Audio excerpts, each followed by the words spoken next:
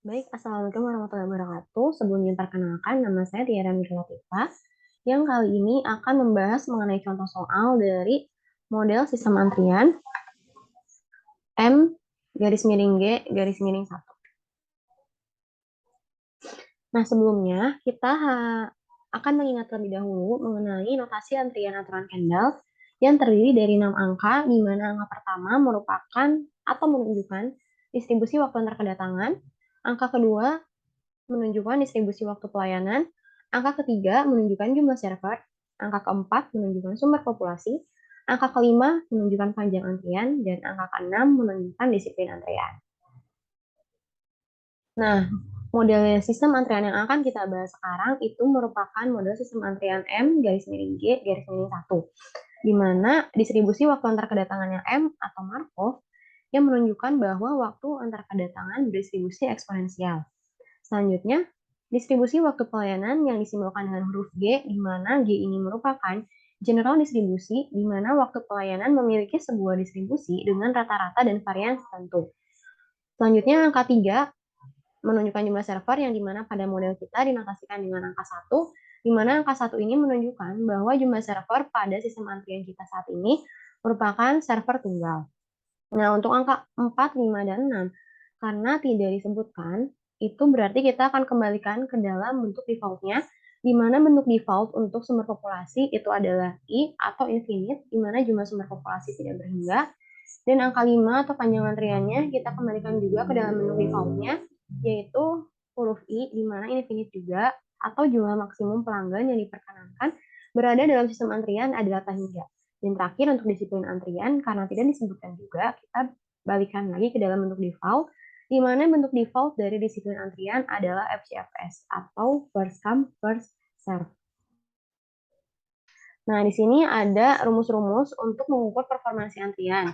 Pada model MG1, di mana ada row atau utilitas tingkat kesibukan antrian yang dapat kita cari dengan membagi nilai rata-rata tingkat kedatangan dibagikan dengan mu atau rata-rata. Selanjutnya kita juga bisa mencari LS. LS di sini tuh adalah rata-rata panjang pada sistem antrian yang dapat kita cari dengan menambahkan nilai LQ atau rata-rata panjang antrian ditambahkan dengan utilitas atau tingkat kesibukan antrian. Selanjutnya kita juga dapat mencari WS atau rata-rata waktu menunggu dalam sistem antrian yang dirumuskan dengan WS, yaitu dengan cara menambahkan nilai WQ atau rata-rata waktu menunggu dalam antrian ditambahkan 1 per min. Selanjutnya kita juga bisa mencari nilai LQ, di mana untuk mencari nilai LQ kita bisa menghitung dengan cara mengkalikan nilai lambda dikali lambda kuadrat dikali sigma kuadrat ditambah dengan rho kuadrat dibagi dengan 2 dikalikan 1 minus rho. Dan selanjutnya juga kita bisa mencari nilai WQ atau rata-rata waktu menunggu dalam antrian dengan cara membagi rata-rata panjang antrian dengan lambda atau rata-rata tingkat kedatangan.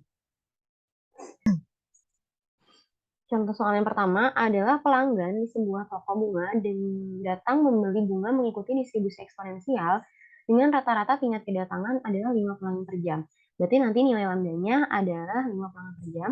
Waktu pelayanan mengikuti distribusi normal dengan rata-rata waktu pelayanan adalah 0,5 menit atau 1 per minutnya adalah 0,5 menit dan standar deviasinya atau sigmanya adalah 0,2 menit. Jumlah fasilitas pelayanan di toko bunga tersebut hanya memiliki 1 orang kasir. Berapakah rata-rata panjang antrian pada toko bunga tersebut? Berarti di sini kita akan mencari nilai rata-rata panjang antrian atau disimbolkan dengan nilai LQ. Nah, di sini ada variabel yang diketahui yang udah tadi aku kasih tahu kalau misalnya nilai lambdanya adalah 5 pelanggan per jam, waktu pelayanannya atau 1 per minutnya adalah 0,5 menit per pelanggan, atau kita konversi waktu menit ke dalam bentuk jam dengan membagi 0,5 dengan 60 menjadi 0,00833 jam per pelanggan.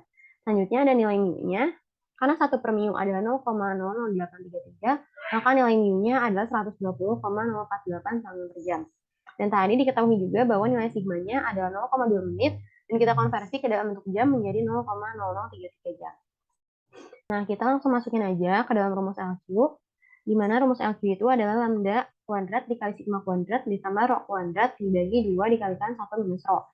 Nah, dapat dilihat bahwa nilai rho ini belum diketahui kan ya, teman-teman. Oleh karena itu, kita terlebih dahulu harus mencari nilai rho dengan cara membagi nilai lambda atau tingkat kedatangan rata-rata dengan nilai rata-ratanya atau mu. Dengan kata lain, lambda kita adalah 5 dan mu kita adalah 120,048. Oleh karena itu, kita akan mendapatkan nilai rho-nya adalah 0,000868. Nah, sekarang nilai rho-nya udah diketahui, oleh karena itu kita bisa langsung masukin aja ke rumus LQ-nya. Di mana rumus LQ-nya kita langsung masukin aja nilai lambdanya adalah 5 kuadrat. Nilai sigma kuadratnya adalah 0,0033 kuadrat. Nilai rho kuadratnya adalah 0,000868 kuadrat. Dibagi dengan 2 dikalikan 1 minus rho-nya adalah 0,00868. Nah, setelah dihitung kita akan mendapatkan nilai LQ-nya adalah 0,00136662 pelanggan. Dengan kata lain, rata-rata panjang antrian pada toko bunga tersebut adalah 0,00136662 pelanggan. Nah, selanjutnya kita beralih ke contoh soal yang kedua, di mana pelanggan toko roti datang membeli roti mengikuti distribusi eksponensial dengan rata-rata tingkat kedatangan adalah 10 pelanggan per jam, atau nilai lambdanya 10 pelanggan per jam. Waktu pelayanan mengikuti distribusi normal dengan rata-rata waktu pelayanan adalah 3 menit, satu per-nya adalah 3 menit, dan kita konversi ke dalam bentuk jam dengan cara membagi angka 3 dengan 60 dan didapatkanlah hasil 0,05 jam per pelanggan. Nah, selanjutnya, dan standar deviasi 0,5 menit, di mana 0,5 menit ini kita konversi juga ke dalam bentuk jam menjadi 0,00833 jam. Karena satu per mu-nya adalah 0,05, maka nilai mu-nya adalah 20 pelanggan per jam. Ditanyakan berapa sih rata-rata waktu menunggu dalam sistem antrian, atau ditanyakan adalah nilai WS-nya. Untuk mendapatkan nilai WS, kita dapat menghitung dengan cara menambahkan nilai WQ atau waktu rata-rata dalam antrian ditambahkan dengan waktu pelayanan atau satu per mu. Nah, karena pada variabel yang diketahui dalam soal tidak diketahui nilai WQ, oleh karena itu kita dapat mencari nilai WQ dengan cara membagi nilai LQ atau rata-rata jumlah individu dalam antrian dibagikan dengan lambda atau tingkat kedatangan rata-rata. Karena pada soal juga tidak diketahui nilai LQ-nya, oleh karena itu kita akan mencari nilai LQ dengan cara menghitung lambda kuadrat dikali sigma kuadrat ditambah rho kuadrat dibagi 2 dikalikan 1 minus rho. Karena pada soal juga tidak diketahui nilai rho-nya, oleh karena itu kita akan cari terlebih dahulu nilai rho-nya dengan cara membagi nilai tingkat kedatangan rata-rata atau disimpulkan dengan lambda dibagikan dengan mu atau rata-rata. Karena lambda dan mu itu merupakan variabel yang diketahui di dalam soal, kita langsung masukkan aja nilainya, yaitu lambdanya adalah 10 dan nilai mu-nya adalah 20. Oleh karena itu kita dapatkan nilai rho-nya adalah 0,5. Nah, selanjutnya nilai 0,5 ini kita masukkan ke dalam rumus LQ, di mana lambdanya kita sudah diketahui di dalam soal, yaitu 10 kuadrat, dikalikan dengan sigma kuadratnya adalah 0,00833 kuadrat, ditambahkan dengan rho kuadrat, yaitu 0,5 kuadrat, dibagi dengan 2, dikalikan 1 minus 0,5. Nah, selanjutnya akan didapatkan hasil setelah dihitung nilai LQ-nya adalah 0,257 pelanggan.